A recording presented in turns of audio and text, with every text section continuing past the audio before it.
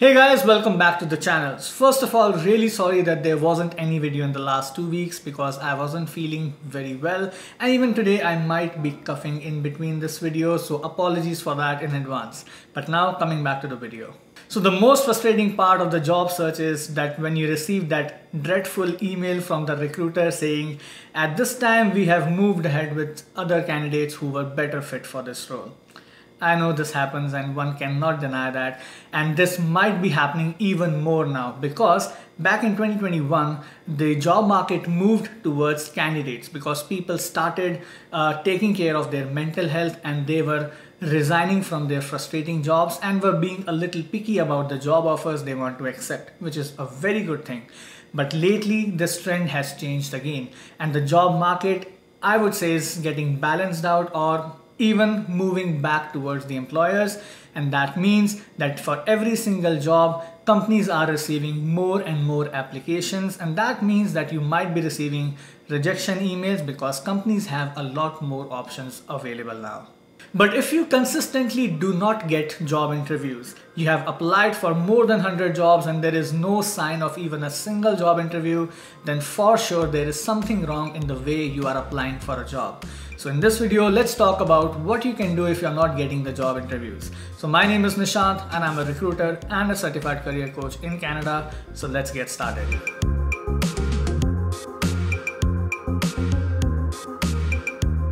We will keep this video very simple and we'll discuss just 3 points. So the point number 1 is, are you even applying for the right job? Yes, so first of all, you need to check whether you are applying for the right job or not, because trust me, it's not about how many jobs you apply per day.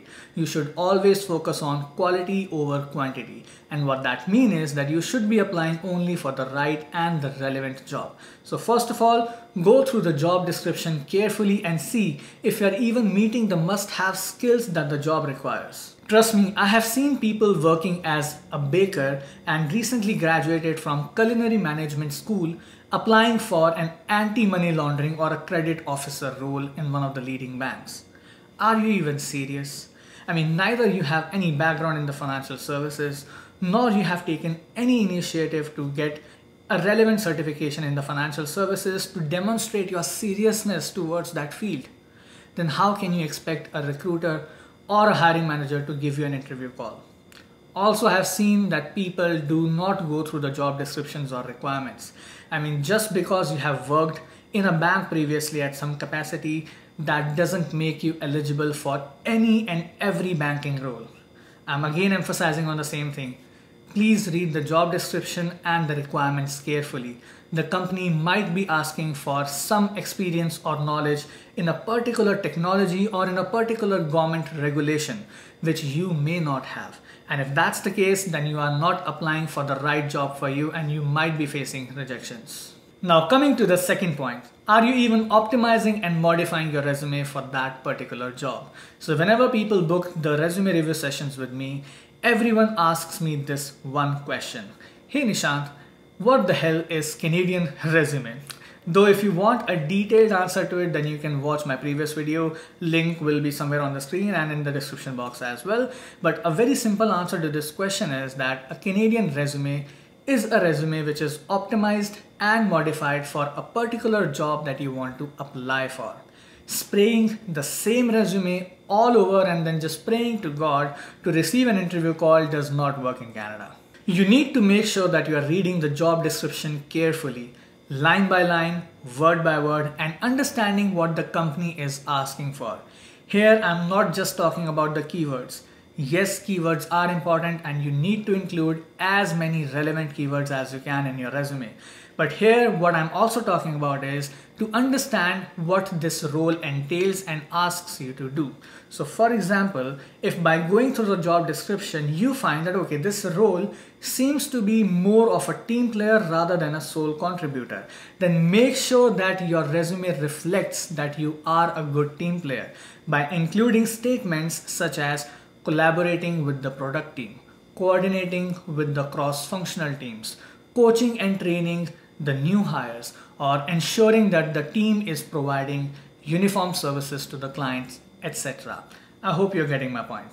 Now coming to the third and the most important point, that you need to take a second look at your resume before you apply for the job. So apart from making sure that your resume is optimized and modified for that particular job, there are other things that you need to take care of, such as the spelling and grammatical mistakes. Yes, this is important, especially for the leadership roles or any other role where you might be drafting a plan, a document, where you might be communicating a lot with different teams, where you might be preparing reports to be presented to clients or your seniors. So one very common mistake that I find in a lot of resumes that I review is the incorrect usage of tenses. So for example, if you are talking about your current experience, then you use present tense. For example, manage a team of 10 specialists. But if you're talking about your past experience, then you should be using past tense. So for example, managed a team of 10 specialists. But what I'm noticing in a lot of resumes is that people are writing managing a team, developing a plan, creating a budget, meeting the deadlines for all of their past experiences, which is incorrect. Use past tense for any of your past experience. Simple. Other common mistakes I find is that people forget to mention their contact number or email ID in their resume and then expect that a recruiter or a hiring manager will reach out to them for an interview. But how? Now this is a true example of something that happened very recently with me. So someone sent me an email with their resume saying that, hey Nishant, I'm looking for a job. But there was no number mentioned in that email, which is fine. But then I opened the resume to find that, okay, there is no contact number mentioned even in the resume. Now understand this, guys. Recruitment is a very fast-paced business, and the recruiters and hiring managers won't have time to entertain any application which doesn't even have a contact number to call.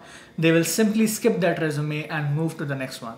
Let me tell you another real example. So I have seen people sending me emails that, hey Nishant, I got to know that you hire for banks and I'm very interested to work in the banking industry. So please give me a call on this number if you have any relevant opportunity for me.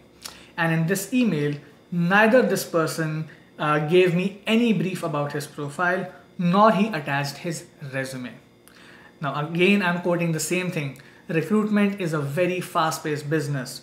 No recruiter or hiring manager would be willing to call a person they have no clue about and to later find that, okay, this person wasn't even relevant to the role that I'm hiring for, right? So please, whenever you are reaching out to a recruiter, a hiring manager, or anyone for that matter on LinkedIn or on email regarding any particular job, then please attach your resume or at least write a brief about your profile so that the other person can at least judge whether you are a relevant candidate or not.